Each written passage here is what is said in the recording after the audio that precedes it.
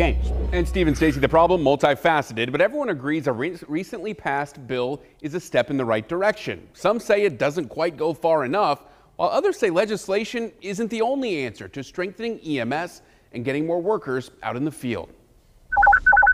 Tower 915, ambulance 913. We've introduced you to a lot of problems this week. Our ambulance will lift you right in. EMS is a tough sell. Staffing. It started out as the shock that we had that no one showed up because they didn't need to. Funding. There was no one to take over. And closing EMS departments. But how about a solution from EMS experts across the state? The current solution? A bill signed into law by Governor Kim Reynolds last June. It's the first time that we've ever seen the words EMS and essential in the same sentence, in the same paragraph, in the same bill. The law allows County Board of Supervisors to deem EMS essential, take a tax referendum to the voters of the county, and if that passes with 60% of the vote, they can use that tax to fund emergency medical services.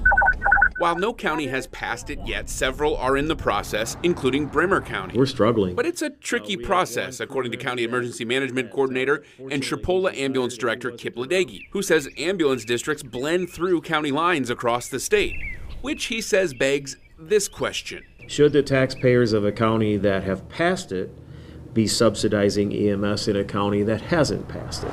Ledecky and others in the county are working to at least get the money they need locally now. 99 different ways of 99 different patches, if every county participates. Ledecky wants EMS to be designated essential across the state. When we went around the state, one of the things that we're pleading for is we've got to have a minimum level of EMS across the state with sustainable funding. I don't know. Melanie Smith agrees. We don't want to see anybody else have to suffer or go through the grief that we've had to go through. Her son Harrison died of an allergic reaction to tree nuts. It took an advanced life support ambulance 18 minutes to get to him. I just think it's a big deal for them to maybe take the next step and make it essential throughout the whole state. They've gone available. An essential service across the state would mean an ambulance would be required to show up anytime you dial 911. Where that funding would come from is anyone's guess. We've never had anybody say they disagree with us.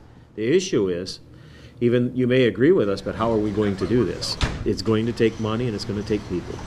And right now, I don't know how that's going to happen. Even if the funding backed up the essential service, providers say they're not sure the state would have enough EMS workers to keep up. Our legislators could say, yep, EMS is essential statewide.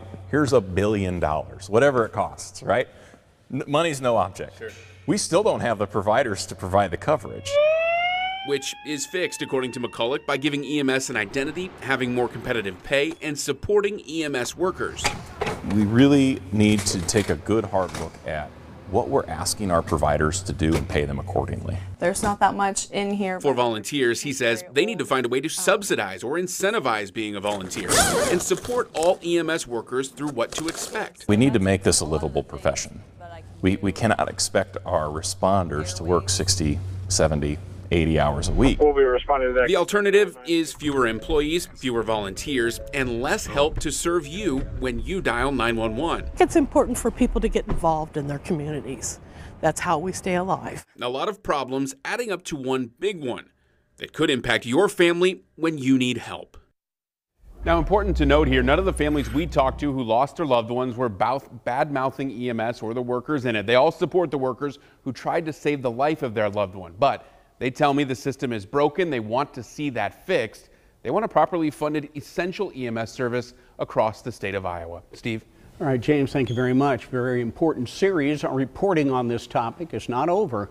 If you have a tip or something you think we should add to this series of reporting, please send an email to james.stratton@hearst.com.